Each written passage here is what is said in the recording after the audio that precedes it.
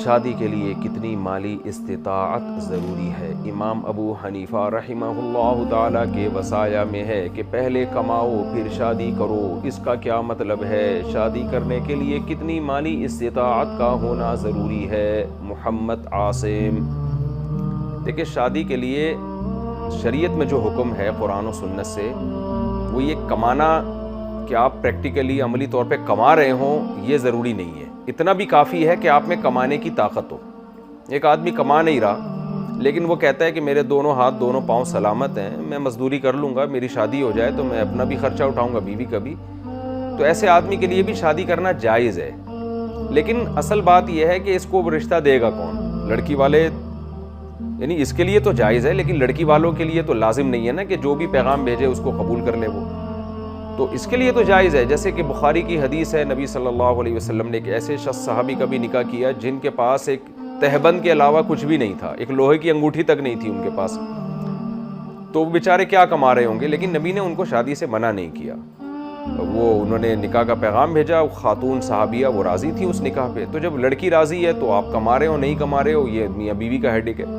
تو غریب سے غریب آدمی کے لیے بھی جائز ہے کہ وہ شادی کرے لیکن سامنے والی پارٹی کو دھوکہ نہ دے۔ تو اس لیے لڑکی کے لیے جائز ہے کہ وہ انکار کر دے، وہ نہ کرے۔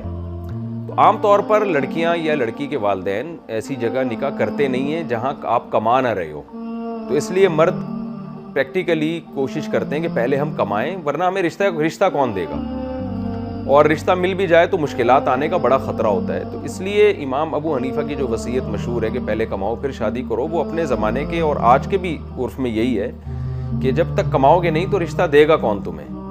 تو شرعی حکم نہیں ہے، وہ شرعی مسئلہ نہیں ہے۔ شریعت میں تو آپ نہیں بھی کما رہے ہو، کمانے کی صرف طاقت بھی ہو تو آپ شادی کر سکتے ہو، کیونکہ اللہ کا وعدہ ہے یکونوا فقراء یغنیہم اللہ من فضلہ، نکاح کی برکت سے تو اور اللہ تعالیٰ غنا عطا فرماتا ہے۔ تو امام صاحب نے جو لوگوں کے حالات کو دیکھ کر کہ پریکٹیکلی ایسا ہی ہوتا ہے کہ جب تک آپ کماتے نہیں ہو آپ کو رشتہ نہیں ملتا، اور اگر آپ کو بغیر کمائے رشتہ مل بھی جائے تو بعض دفعہ لڑکی والے اس وقت تو راضی ہو جاتے ہیں آپ کی غربت پہ، لیکن بعد میں مشاہدہ ہے کہ وہ مسائل کر رہے ہوتے ہیں۔ بعض دفعہ لڑکیوں کا جوش ہوتا ہے، عشق سوار ہوتا ہے ان کے اوپر، انہوں نے آپ سے شادی کر لی، پھر جب دیکھا کہ میاں صاحب کی آمدن بہت کم ہے تو جھگڑے شروع کر دیے۔ تو اس لیے ایک نارملی یہی مشورہ دیا جاتا ہے لوگوں کو، ہم بھی یہی کہتے ہیں کہ بھائی کما لو، تھوڑی سی آمدن ہو جائے گی تو اس کا فائدہ یہ ہوگا کہ لڑکی آپ کے ساتھ اچھی طرح سے گزارا کر سکتی ہے، آپ ٹینشن فری ہو جاؤ گے۔ ورنہ ہوگا یہ کہ آپ پہ ڈبل بوجھ آئے گا، اور پھر آپ ٹینشن میں ایسا نہ ہو کہ کمانے کی فکر ہی چھوڑ کے بھی کوئی چھوڑ چھاڑ کے بھاگ جاؤ آپ، ایسا بھی ہوتا ہے بعض دفعہ۔ تو وہ اس کا یہ مطلب ہے، ورنہ شرعی حکم نہیں ہے یہ ایک مشورہ ہے۔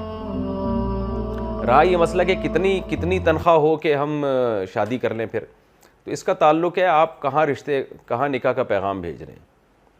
تو شریعت آپ کو کہتی ہے کہ اگر آپ غریب ہیں تو آپ غریب لڑکی سے شادی کریں۔ آپ کی تنخواہ اگر 20,000 روپے ہے تو آپ ایسی لڑکی سے شادی کریں جس کے والد کی تنخواہ 10,000 روپے ہو۔